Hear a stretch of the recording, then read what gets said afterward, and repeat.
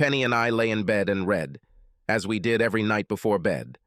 I am a hunting catalog, and my wife has been reading a trashy romance novel for 2 years now. The kind that featured a bare-chested Adonis on the cover, his blonde mane blowing in the wind as he clutched a scantily clad girl with huge, heaving breasts. Penny broke the silence with a question that will ring in my ears forever.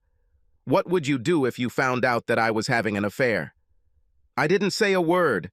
I just reached over to the nightstand, pulled out my special .38, took the safety off and fired, blowing a hole right between my wife's eyes. In fact, the bullet tore through the 16x24 glamour photo she gave me for my birthday last year. There's a nice hole in the wall behind it, and the vinyl siding will need to be fixed as well. Damn, that little gun was loud. Without protection, my ears were ringing. Penny, to put it politely, stained the sheets. When she calmed down enough to speak, she screamed, "Are you crazy? Why the hell did you do that?" She was still shaking. To answer your questions in order, first of all, no, I'm not crazy. And secondly, to show you what would happen if you ever cheated on me, only I would shoot your pretty face and not your picture. But first, I will make you watch me execute the cheating bastard who desecrated our marriage vow. Suffice it to say that I knew for sure that at 11 in the morning she would be committing adultery with her boss, one Roger Lamphere, 57, in our bed. When I arrived home at 11:10, my heart was pounding with joy because the driveway was empty. I prayed that my facts would be wrong. However, I needed to get inside to make sure no one was home. Our house has a side garage, and I was able to pull into the driveway without being seen from the master bedroom. When I opened the garage door, I almost threw up. Next to Penny's BMW stood someone else's black Mercedes. I knew what I had to do. I took a deep breath and calmly loaded the 12-gauge pump-action shotgun with 6 high-velocity rounds. These were duck rounds that spat out steel that was shot over 100 feet into the air. I made a circle and slowly opened the door. On the floor of the Italian marble hallway lay a pile of discarded clothes that Penny simply had to have. Fury boiled over when I saw my birthday present for her hanging from the railing, a pair of lace panties and a bra that my wife had yet to wear for me. As I walked up the spiral staircase, I heard them having sex like animals in our marital bed. No words, only guttural sounds, like two lovers who cannot speak. The door was open, and I could see Lamphere pounding my wife and his fat white ass shaking with every thrust. I waited until he stood up straight and then walked up behind me so Penny wouldn't see me. I really wanted it to be a surprise. Once he had a good rhythm, I aimed the gun about 6 inches from the base of his skull and pulled the trigger.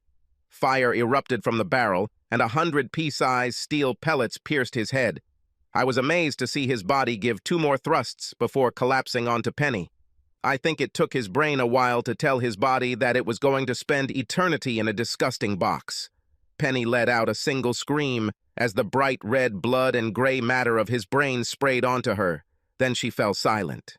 She fainted. I had never killed anyone before and didn't know what to do. I really wanted to talk to Penny before I executed her. So I rolled the dead bastard off her and onto the floor. The bullets made a neat hole about 1 inch in diameter in his forehead. Until today, every dead person I have ever seen has been made up by an undertaker to look like they are sleeping. No, Lamphere looked very dead and would not be buried in an open casket. He fell to the floor with a thud, and then I saw that his eyes were still wide open and looking at me. I have to admit this made me nervous, so I pulled the blanket off the bed and threw it over the corpse. After a few minutes of waiting, I started to get impatient. I went to the bathroom, poured a glass of cold water, and splashed it on Penny's face. She sat down and shook her head. She seemed to be trying to figure out if it was all a bad dream. She realized this was not the case when she ran her hand over her face and found Lamphere's blood on her hand. I could see that she had realized the reality of her predicament by the sheer horror in her eyes. She tried to scream, but fear did not allow the sounds to escape. The only sound was her gasping for air, like an asthmatic trying to take a breath. All too soon, it gave way to her banshee-like screams. I was starting to worry that I wouldn't have the heart to shoot her. I mean, it's one thing to shoot a fat fuck in the back, but it's another thing entirely to kill the woman I loved. I mean, I'm an accountant, not a hitman. You know I get angry when you cry. I'm telling you right now, stop this crap. It won't help you at all.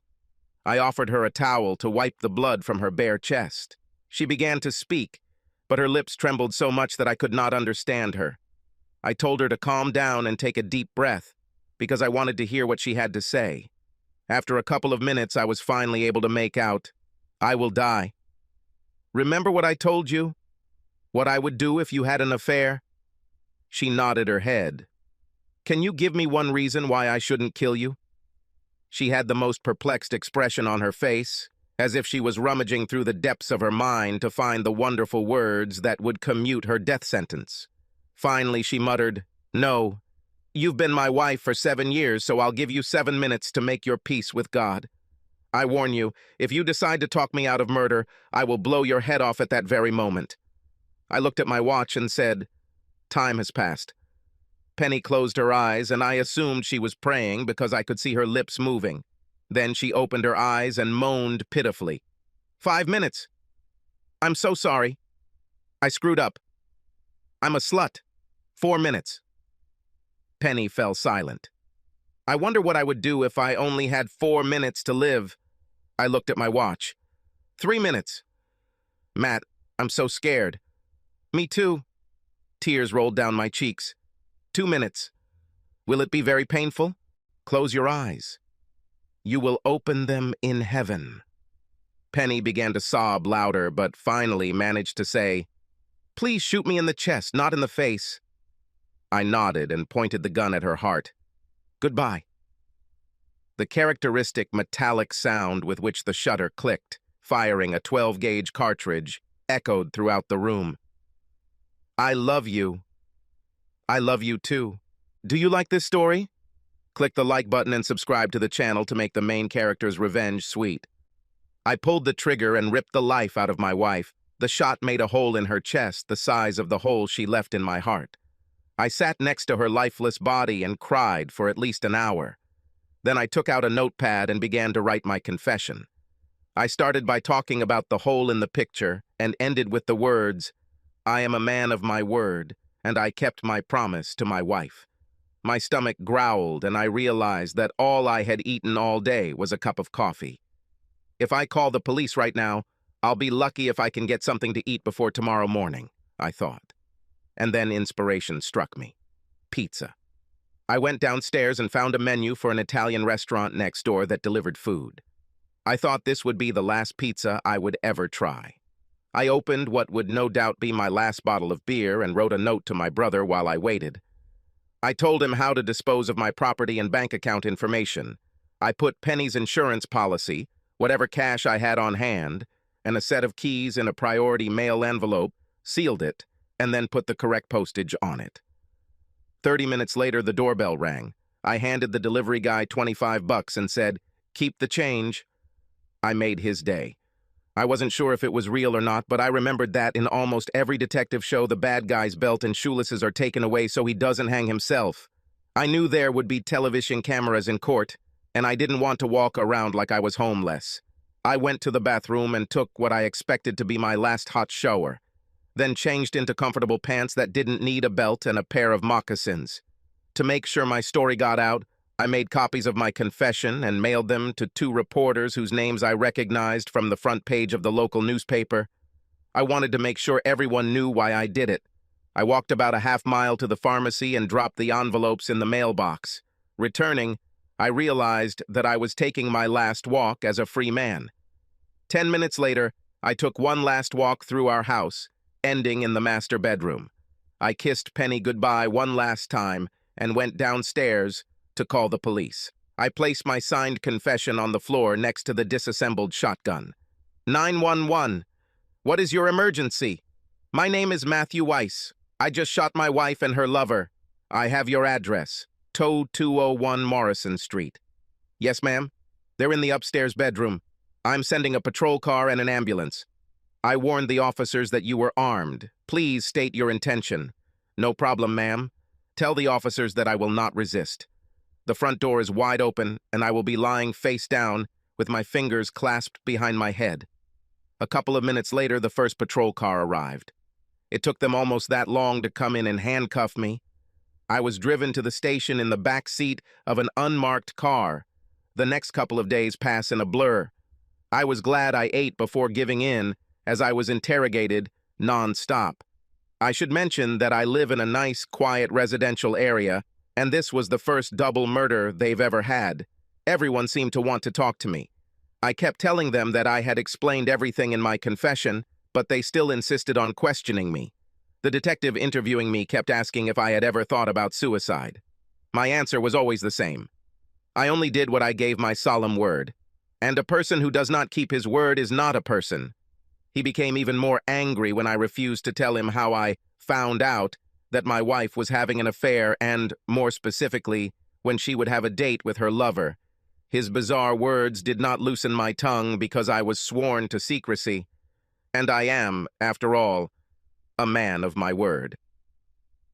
I couldn't tell how much time had passed because there was no window or clock in the room, just a metal table to which I was handcuffed and 2 chairs. Later, in what I assumed was early evening, a state police investigator took over the interview. He seemed like a pretty nice guy. He even offered me a cup of coffee. The taste was hellish. I told my story again.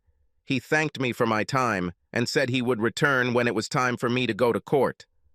I was then examined by a psychiatrist to determine if I was going crazy. When he asked if I felt remorse, I replied, "No, I feel betrayed." I was betrayed by a woman who promised before God and people to leave everyone else. Then I added, I had to do what I did, otherwise I wouldn't be a man. He was not very happy with my answers. We had a long argument about my morals and ethics for what must have been 2 hours before he announced that he had what he needed. I was shackled and taken back to my cell to await the next inquisitor. The next morning, I was brought before a judge to face charges. After the indictment was announced, I was asked if I admitted my guilt. "Guilty, Your Honor." My court-appointed lawyer, who looked like he was straight out of law school, shouted, "No, Your Honor, my client did not do this. I mean, it was a crime of passion, and I declare his temporary insanity." I also vigorously objected that I was not crazy and that I knew what I was doing. I shouted, "Your Honor, may I please speak?" There was a loud roar from the audience. There were shouts, "Let the murderer speak!" Others suggested how to put me to death. One man in a bad suit pushed forward. "Thompson from the Times, I received your confession by mail, Mr. Weiss. Is this reliable?" I answered, "Yes, my confession is real," and a couple of burly sheriff's deputies pushed me out of the courtroom. I never heard back from the judge. I spent another wonderful evening at the Gray Bar Hotel, complete with room service. After eating a sausage sandwich, potato chips, and green beans, I sat on my bunk and stared at the wall until the lights went out. That night, the worst thing happened. Matthew Weiss woke up but couldn't move. He thought he was having a lucid dream from which he could not wake up. He started to panic. He felt like his pillow was soaked in sweat while the rest of his body was cold. He tried to call but could not. The only thing he could do was blink. When the jailer came in the morning to count the prisoners, he ordered Weiss to get out of bed. When he didn't, he called for backup before unlocking the cell. It didn't take them long to realize he wasn't faking it. Matthew Weiss was paralyzed after a stroke. Paramedics appeared and carried him to the ambulance. He was taken to County Hospital with his right wrist handcuffed to a gurney. The next thing he knew, he was lying in a bed with a web of wires and tubes connected to him. He overheard someone explaining that he had had a massive stroke, but it looked like he would live. 6 months later, he could move his left arm enough to feed himself. He didn't say anything else. The county doesn't spend much money on physical rehabilitation for convicted killers. So Matthew Weiss spent the rest of his life sitting in a wheelchair, staring at a wall. Sometimes the minimum wage intern would turn on the TV. It didn't matter because he lived in his mind, reliving his marriage, fast-forwarding to the bad times and dwelling on the good. He also had great philosophical disputes regarding his final judgment. He was convinced that he would be reunited with his wife. 10 years later, the angle of death took the soul of Matthew Weiss. He died with a smile on his face. When a reporter called to tell Mrs. Lamper that her husband's killer had died, she smiled too. She smiled because her secret died with him. No one will ever know that it was she who made the phone call that forced Matthew to prove that he was a man of his word. Please like and subscribe to the channel and you will never be cheated on.